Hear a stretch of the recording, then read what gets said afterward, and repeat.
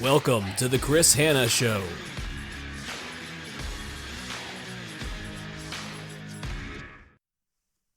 It's another episode of the Chris Hanna Show. Today we're sticking on the theme of careers. We've gone through a tremendous amount of change in the last year. Heck, the last decade has been insane. But when you think about the last year in particular, it was pretty wild. Between all the turmoil that was going on around the world, the impact of COVID-19, a lot of organizations went through major shifts in terms of how they operate, a lot of unemployment throughout. Ultimately, you can bundle that all up to being really tough times. And as we're in a new year, it's important to take stock of the fact that planning your career can be challenging. It's really tough when you're doing this in incredibly difficult or chaotic times. And so today's episode is going to focus on career planning in these tough times, what you need to do, what's some advice that I can offer to help as you make some of these choices or decide to transition maybe into new positions that might be available or explore the job market. So it's important to note that when you're career planning in tough times, that you need to know yourself in and out. That's critical for what you're doing. You need to identify your top competencies and strengths, ultimately figuring out where are you best suited. What's unique about you and what value can you bring to an organization that somebody else might not be able to do as well as you are? Because the truth is that you are unique. You have your own story. You have your own gifts and history that have made you who you are today. But how do you find the right role to marry those strengths together with something that you hopefully can find that you're passionate about, that provides you the flexibility or financial stability that you're also looking for? So you need to know your strengths. One of the best ways to actually identify your strengths is to ask those who are closest to you. Now, if you ask your family and friends, sometimes they won't give it to you straight. But there might be some people who will. So ask for feedback from those who are closest to you about what they see your strengths to be. At the same time, also ask them what they think your weaknesses are and where you could improve. Now, when you couple that with asking then people that you work with for feedback, it could be your leader, it could be colleagues, you're going to want to put the two together and see, is there anything that actually matches up? Do the people who are closest to you and the people who are your colleagues or your leader have the same idea about your strengths or not? And when they give you that feedback, how does that resonate with you?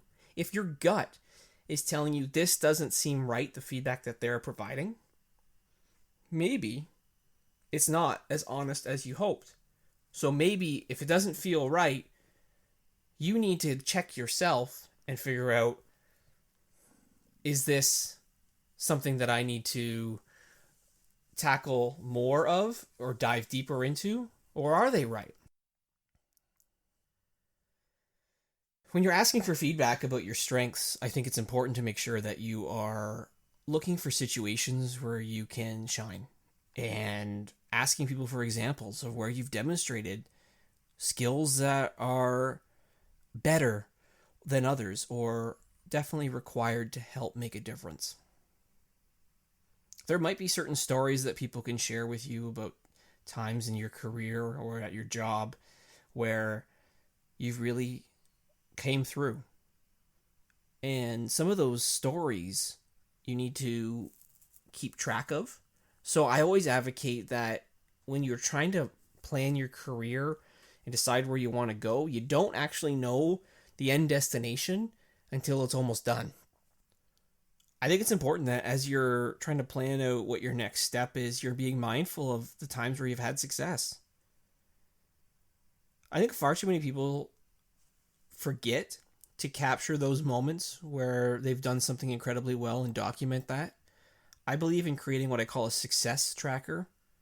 And what that essentially is just It can be in Excel, it can be in Microsoft Word, it can be just a document, or it can be in a journal or a book, where you write down something positive that has happened that you were a primary contributor for. List the date, the outcome, the result. You want to capture these as they help you understand where are you strong. Also, they help you when you start to prep for your interview to have a list of examples that you can provide when somebody might be asking you questions about tell me about a time when scenarios. You need to know where you are doing well. The other thing with success trackers is that they are a source of motivation for some people, I've found as well. If you're having a bad day, you can crack open your success tracker and see all the things that you have done to contribute to the organization or to a certain cause or whatever it is that you've recorded as an accomplishment, because you can turn to that and it give you a source of motivation when you're having a bad day. Sometimes you need a little pick-me-up. Now, when it's tough times in the market and you're trying to do some career planning, one of the things I think that's so important that an individual needs to do is that they need to identify their competitive advantage. What's the single most crucial job search skill that you offer? What can you do for a company better than anyone else? There are some people who are really, really good at sales. So they lead with that. That is what they are truly passionate about. But that is general. A lot of people can say they're good at sales. How do you get more specific? Well, maybe somebody's an excellent closer when it comes to being in sales. They're great at closing a deal, making sure that all those details are wrapped up. You have to find a way to go from the general to the specific as you try to determine what your competitive advantage is. A lot of people forget this when they're trying to actually go for a job, that they don't separate themselves enough from the competition. With high unemployment in a lot of different areas, there's a lot of competition out there. So you need to figure out, how do you set yourself apart? What makes you unique? What makes you different? And how can you communicate that to a company so that they see that they would be better with you on their team? That's the important piece that people need to get to when they're starting to career plan in these tough times. Figuring out a way to sell themselves without coming across as maybe too arrogant or cocky is also important. But also, just how do you sell yourself the right way? And how do you stand out? Because one example I've always given to a lot of people is you could have one position and everybody who qualifies for an interview most likely has the same level of qualifications. They have general customer service skills, they're organized, they're diligent, they're hardworking. Very, very generic, classic qualifications. So in an interview, that's where someone's opportunity is to shine. And the way that you shine in an interview like that, you make sure that the hiring manager has no doubt that you're the right person by being really specific with what you bring. When you share details with them about how you are different and that you can stand out. You need to have a unique selling proposition for yourself. Ultimately, what I like to refer to more as your competitive advantage. Why are you the right person for an organization?